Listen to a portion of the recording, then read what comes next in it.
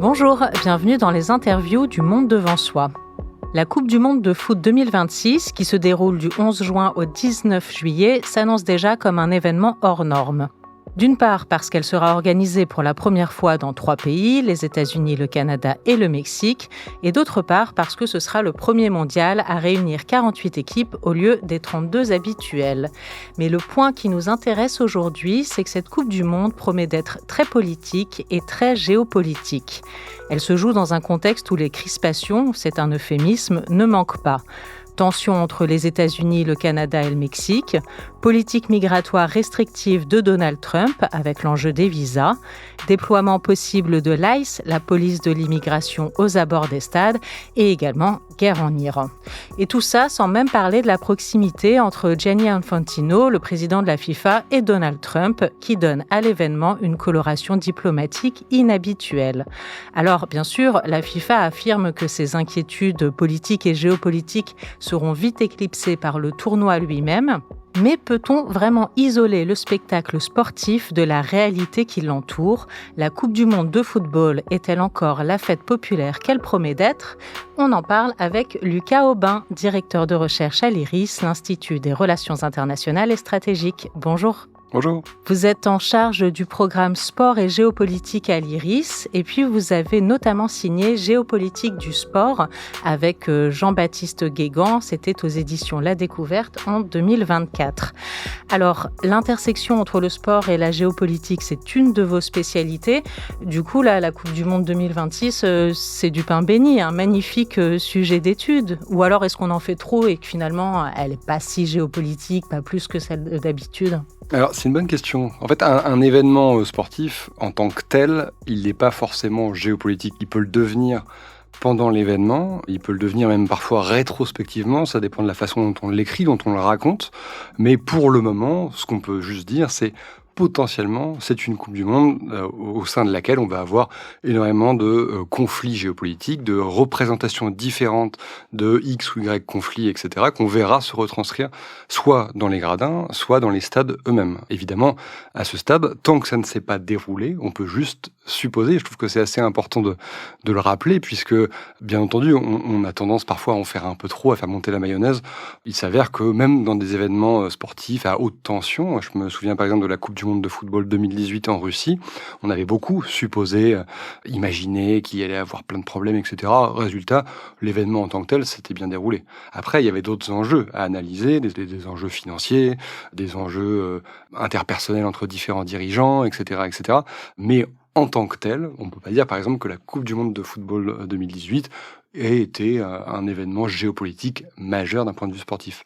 En revanche, si on reste sur la Russie, et après on ira sur d'autres sujets évidemment, mais les Jeux Olympiques et Paralympiques 2014, qui se sont déroulés à Sotchi, eux, étaient extrêmement chargés. Et il y a un événement juste que je vais mentionner pour montrer bien comment ça peut marcher. Lors de la cérémonie d'ouverture, il y avait un planisphère justement dans le stade en fait qui accueillait la cérémonie d'ouverture. Et sur ce planisphère, on a vu des nuages qui se sont volontairement amoncelés, donc des nuages numériques, attention, qui se sont amoncelés du coup sur la Géorgie. Et le but, c'était de ne pas montrer les territoires séparatistes de l'Est de la Géorgie, donc c'était l'Ossétie du Sud et l'Abkhazie. Et le but de Vladimir Poutine à l'époque, ça a été de dire justement, on ne parlera pas de ce sujet-là parce que et les Géorgiens et les Russes soutiennent 2 représentations géopolitiques différentes de la question. Donc là, pour effectivement la question de la Coupe du Monde de football 2026, reste à savoir quelles représentations géopolitiques vont prendre le dessus. Est-ce que Donald Trump va s'emparer de l'événement et le phagocyter, ou est-ce qu'au contraire, on va avoir justement un événement plutôt apaisé ? Évidemment, pour le moment, on a l'impression que non, mais difficile de le dire. Oui, on va essayer de pas trop jouer les oiseaux de mauvais augure, mais vous venez de mentionner Donald Trump et effectivement, il nous a habitués depuis plus d'1 an maintenant avec son retour à la Maison-Blanche à tellement de surprises et de déboires que on peut difficilement lui faire un chèque en blanc. Alors, on peut peut-être commencer par ça, le fait quand même qu'il y ait 3 pays qui co-organisent l'événement et 3 pays avec chacun entre eux, enfin en tout cas les États-Unis avec le Canada et le Mexique, des relations quand même diplomatiques assez tendues.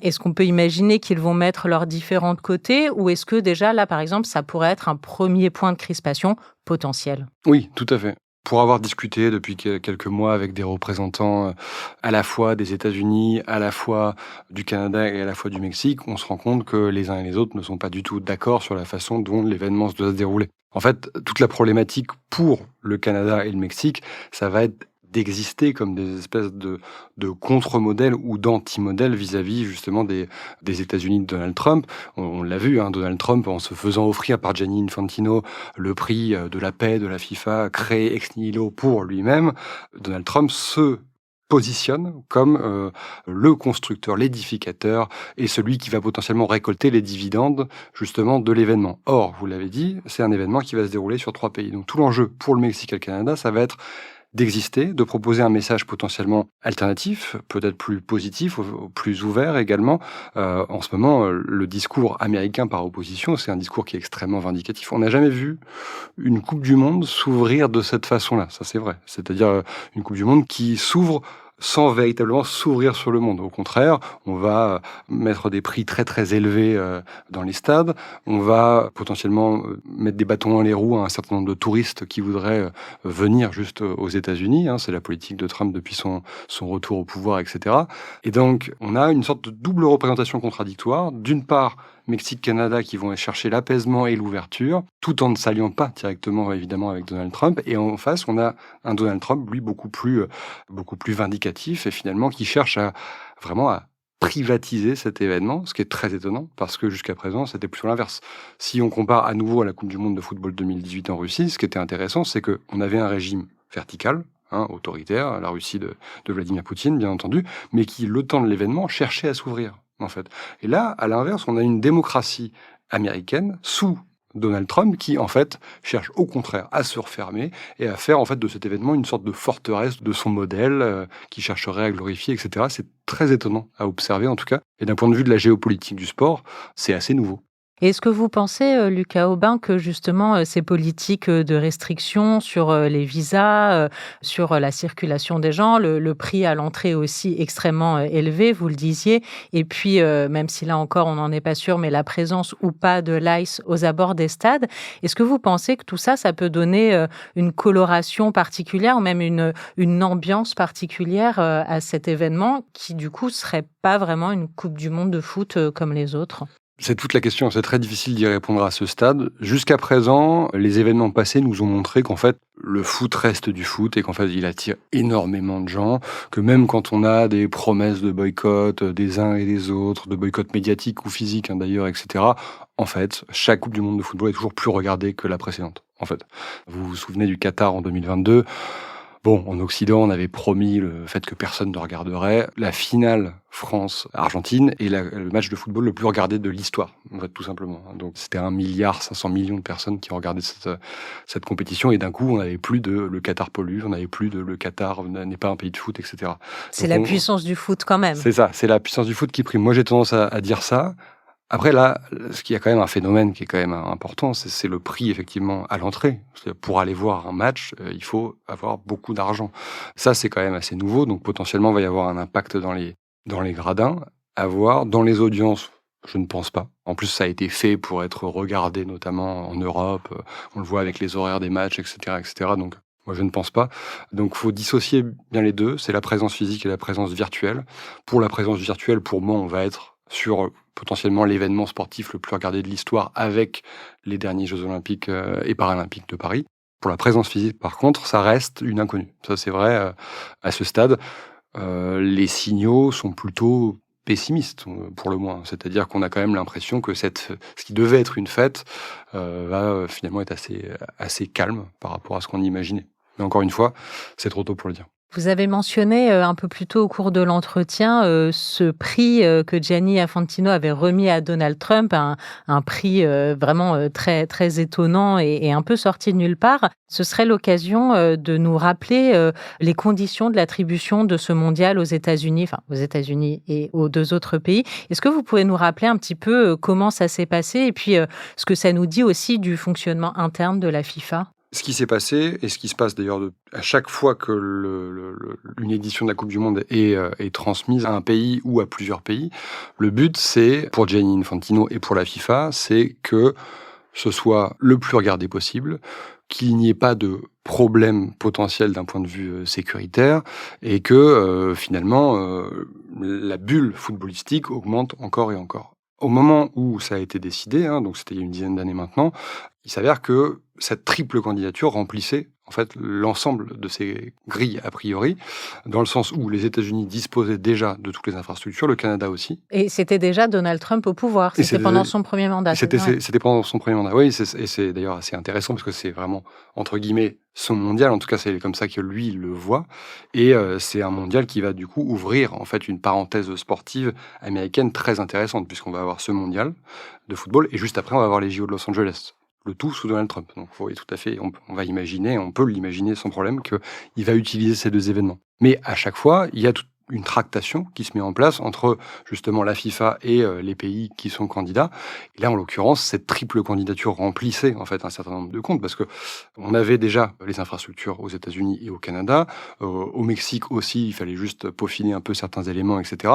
Et sur la question sécuritaire, Donald Trump avait apporté un certain nombre de gages. Évidemment, sur le Mexique, on a quelques doutes encore aujourd'hui, notamment en raison des cartels, etc. Mais a priori, ce sera géré. Donc, la discussion s'était passée de cette façon-là. C'était aussi une façon de faire revenir l'Occident, entre guillemets, sur le devant de la scène politico-sportive. On a eu un arc assez long, en fait, de pays non occidentaux qui avaient obtenu à la fois les Coupes du Monde de football et à la fois les Jeux Olympiques et Paralympiques. Et c'était un peu le moment où finalement les États-Unis orchestraient leur grand retour sur le devant de la scène géopolitique mondiale. Moi, je me souviens qu'il y a une dizaine d'années, on disait que ça y est, c'était l'ère des pays non occidentaux dans le sport, etc. Bah, c'était sans compter sur le fait que les États-Unis restent encore aujourd'hui la première puissance du monde et qu'ils comptent bien le montrer à travers ces compétitions. Ce qui est par contre très étonnant, c'est qu'on a l'impression que là où normalement un événement sportif est utilisé en fait comme un instrument de soft power, donc de puissance douce pour attirer les populations à soi, là en fait ça fait office plutôt de démonstration de force, de puissance, mais vraiment au sens premier du terme, de force brutale en fait. Et donc, c'est beaucoup moins attractif. Enfin, je pense qu'on en conviendra tous et toutes, les auditeurs et les auditrices, etc. On est moins attiré par ces États-Unis-là que, par exemple, par, je sais pas, on parlait de la Russie tout à l'heure, par la Russie de 2018, qui justement avait fait de cet événement une fête. Là, on est plutôt sur un événement qui est conçu pour démontrer la puissance américaine à l'international, ce qui est très nouveau. Et le tout, et ça c'est toujours la même chose, en oubliant un peu, entre guillemets, les deux autres pays, mais il faut quand même le dire à nouveau, que sont le Canada et le Mexique qui vont, pour eux, l'enjeu, ça va être d'essayer d'exister et de proposer un contre-narratif, ce qui est bien sûr très compliqué. Qu'est-ce qu'ils pourraient faire d'ailleurs ces deux pays pour exister aux côtés du géant américain, états-unien ? Le football, c'est une affaire de symboles, beaucoup. Donc, c'est des gens qui se rencontrent, c'est des poignées de main, c'est des sportifs, des athlètes, hommes, femmes, qui décident de se montrer sur le terrain, je sais pas, avec un drapeau LGBT aux couleurs de l'arc-en-ciel, par exemple, pour défendre les droits des minorités. Ça peut être, voilà, un mot, une bonne phrase. Ça peut être un stade aux couleurs de tel ou tel signal politique, par exemple. Le problème, c'est que la FIFA interdit, c'est toujours un peu le paradoxe, interdit toutes les démonstrations politiques durant l'événement. Donc, officiellement, que vous soyez un club, que vous soyez un stade, un maire, un président, un athlète, vous n'êtes pas censé utiliser la compétition pour diffuser votre message politique. Après, c'est difficile de contrôler justement les supporters dans les gradins, etc. Donc on peut tout à fait imaginer que ce soit aux États-Unis, au Mexique ou aux États-Unis, on ait un certain nombre d'individus qui décident d'utiliser l'événement pour montrer voilà une pancarte. Je dis n'importe quoi, mais ça peut être Free Palestine, ça peut être un drapeau justement aux couleurs de l'arc-en-ciel pour défendre les droits LGBT qui sont mis à mal aux États-Unis, ça peut être des choses comme ça. Mais les officiels au Mexique et au Canada, eux, sont très au courant, ils n'ont pas le droit, sous peine de sanction, d'utiliser l'événement comme un porte-voix politique ou géopolitique. Après, une fois qu'on a dit ça, Donald Trump le fait quand même assez régulièrement. Il utilise de sa puissance et de son aura pour dire « moi je fais comme j'ai envie de faire », etc. Donc, à voir. Moi, mon intuition, c'est que je serais en tout cas aux manettes du côté canadien ou du côté mexicain. J'essaierais en fait de proposer un contre-narratif pour mettre en avant un certain nombre de choses, peut-être liées à l'ouverture, voilà, à la fraternité liée au sport, des choses comme ça, mais je suis pas dans Non, l'organigramme. j'espère que les Canadiens et les Mexicains écoutent LMDS. Et ce qui est intéressant à prendre en compte, c'est que des organisations comme la FIFA ou le CIO, par exemple, en fait, ils promeuvent véritablement une idéologie, c'est la neutralité du sport, l'apolitisme du sport. Or, en fait, cette neutralité, cet apolitisme, effectivement, il n'existe pas. Le sport est un fait social total qui touche tout le monde à l'échelle internationale. Tout le monde entend parler d'un événement comme la Coupe du monde de football ou les Jeux olympiques et paralympiques, qu'ils le veuillent ou non. C'est ça qui en fait un fait social total. Et donc, de fait, c'est un instrument politique, le sport. Et donc, c'est utilisé par énormément d'acteurs très différents, donc des politiques bien sûr, mais aussi des chefs d'entreprise, mais aussi des médias, nous-mêmes en train de discuter actuellement. Ça fait les choux gras de la presse de manière générale, etc. Et donc, ce sport apolitique, supposément, n'existe en réalité pas. Et je pense qu'il faut garder ça en tête à chaque fois qu'on regarde un événement sportif, c'est quel est le narratif qui est véhiculé. Qu'est-ce que veut faire Donald Trump, par exemple, avec cette compétition? Qu'est-ce que voulait faire Vladimir Poutine avec les événements qu'il a obtenus au préalable, etc. Qu'est-ce que va vouloir faire Donald Trump dans 2 ans au JO de Los Angeles? Tout ça, il faut le comprendre, le décortiquer, et ça dit beaucoup, généralement, de la société qui accueille, du pouvoir en place et du monde de manière générale. Un autre point chaud potentiel, ou en tout cas de contexte géopolitique qui a lieu en ce moment, c'est la guerre en Iran. Et malgré tout, l'Iran est qualifié et va participer. Alors, la sélection a dit, a priori, sous certaines conditions, en termes d'octroi de visa, de respect du staff, du drapeau, etc. Là aussi, est-ce qu'on peut imaginer que la beauté du sport et la supériorité du foot arrivent à supplanter le reste, ou on est quand même sur un point très très chaud, voire jamais vu? Alors la réponse est non. Très clairement, la guerre, c'est toujours plus important que le sport, qui est un symbole et qui peut justement symboliser un rapprochement entre des pays, des populations, etc. Là, aujourd'hui, quand vous avez des dizaines, voire plus, des dizaines de milliers de morts sur votre territoire, etc., bien sûr que c'est d'abord la guerre qui prime, d'abord la souffrance, etc. Et le sport arrive dans un second temps. Donc, de mon point de vue, ce serait déjà... Si l'Iran participait normalement, ce serait déjà en soi assez exceptionnel, dû bien sûr au contexte. Par contre, par le passé, on a vu justement des pays antagonistes se rencontrer dans le sport, et c'est pas plus tard que ces derniers mois, c'est la Russie et l'Ukraine dans un certain nombre de compétitions différentes. Bon, qu'est-ce qui se passe dans ces cas-là? On se serre pas la main. On y va de quelques déclarations dans des médias interposés les uns contre les autres, etc., etc. Et finalement, ça illustre plutôt la rupture, et ça n'illustre pas au contraire un rapprochement, en réalité. Donc là, on va être plutôt, de mon point de vue, dans un contexte de guerre chaude transposée à un événement sportif, donc plutôt froid. Mais voilà, en clair, ça sera le symbole des fractures géopolitiques mondiales actuelles. Et il faut rappeler que la Russie, elle, ne participe pas à ce mondial 2026. Elle n'a pas pu, même en amont, participer aux éliminatoires, en réalité, puisque la Russie, depuis le 24 février 2022, a été exclue d'un certain nombre de grands événements sportifs internationaux. Et ça, c'est la FIFA qui l'a décidé? Et ça, c'est la FIFA qui l'a décidé. Alors, mon intime conviction, c'est que la FIFA, elle aurait préféré pouvoir accueillir la Russie. La FIFA, c'est un grand business. Le but, c'est d'accueillir le monde entier. Vous avez le plus grand pays du monde, c'est dommage qu'il soit pas là, parce que ça fait des dividendes d'un point de vue des populations qui regardent à la télévision, etc., etc. Néanmoins, déjà une chose, c'est que l'équipe russe de football n'a pas un niveau excellent, donc rien ne dit qu'elle aurait été qualifiée, ça c'est la première chose. Et d'autre part, la FIFA a suivi le mouvement en fait orchestré par le CIO qui disait on exclut la Russie des grandes compétitions internationales tant que la guerre en Ukraine dure. Maintenant, ça fait 4 ans que la guerre dure, et ce qu'on observe, c'est que l'impact de l'exclusion de la Russie dans le sport est pas si important que ça. Vladimir Poutine a construit ses propres événements sportifs parallèles, même s'ils sont très loin, bien sûr, des immenses Jeux olympiques et paralympiques ou des immenses Coupes du monde. Mais la guerre, elle ne s'arrête pas. Donc là, on observe petit à petit un certain nombre d'événements sportifs qui réintègrent la Russie. Pour la Coupe du monde de football, ça n'est pas encore le cas.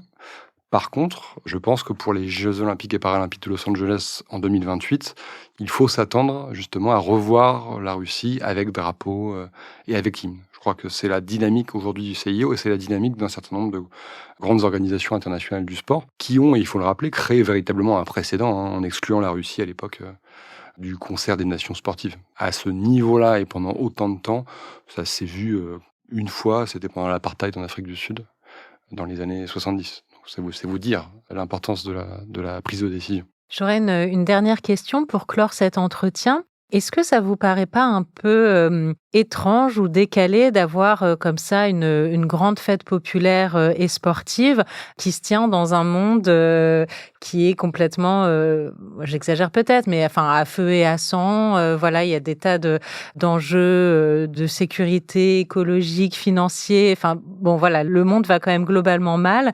Et puis d'un coup, là, on va se dire, bah allez, pendant 15 jours, on s'en fiche, on laisse tout ça de côté et on regarde des matchs de foot et c'est super, tout le monde est content. Est-ce que ça peut encore fonctionner comme une parenthèse enchantée et peut-être pour le meilleur aussi, une forme de trêve mondiale, ou alors ça commence à être franchement gênant, cette espèce de hiatus? Ça dépend comment on voit le verre, à moitié plein ou à moitié vide. En fait, c'est à la fois, oui, on peut dire que c'est une énorme hypocrisie, une grosse mascarade, bien entendu, que personne ne croit à la trêve olympique, que les guerres ne s'arrêtent pas pendant ces compétitions sportives, que finalement c'est que du sport et que, bon, est-ce qu'on se moquerait pas un peu de nous? Ça, on peut le regarder comme ça et être très cynique. Et en plus de ça, quand on regarde comment fonctionne la FIFA, comment fonctionne le CIO, bon, on ne peut qu'être désabusé, hein. On a bien vu l'octroi de certaines compétitions, ça se fait via des valises de billets parfois. Enfin bon, bref, tout ça n'est pas très rose. Mais ça, c'est si on voit le verre à moitié vide. Si on le regarde à moitié plein, le sport international tel qu'on le connaît aujourd'hui, c'est le seul espace qui réunit autant de pays différents au même moment, pour que ces pays ne soient pas là pour résoudre une crise ou autre, mais pour vraiment se rencontrer, discuter entre eux, etc. Et là, on parle des pays, mais on parle aussi des peuples. C'est les peuples qui se déplacent, en fait, et qui vont à la rencontre d'autres peuples. Donc, de ce point de vue-là, le caractère, ça c'est vrai, universel du sport, du football, mais aussi des Jeux olympiques et paralympiques, il est unique, en fait. Et donc, si on le regarde à moitié plein, ce verre, on peut se dire qu'il faut chérir aussi. C'est un des rares espaces qui nous permet encore de nous rencontrer tous pour pas discuter uniquement de quand est-ce qu'on fait la paix et quand est-ce qu'on arrête la guerre. Bon, bah, je laisse nos auditeurs et auditrices juger la façon dont ils veulent voir le remplissage de leur verre. Merci beaucoup, Lucas Aubin. Je rappelle que vous êtes directeur de recherche à l'IRIS, en charge du programme sport et géopolitique, et que vous avez co-signé Géopolitique du sport à la découverte. Merci beaucoup. Merci à vous.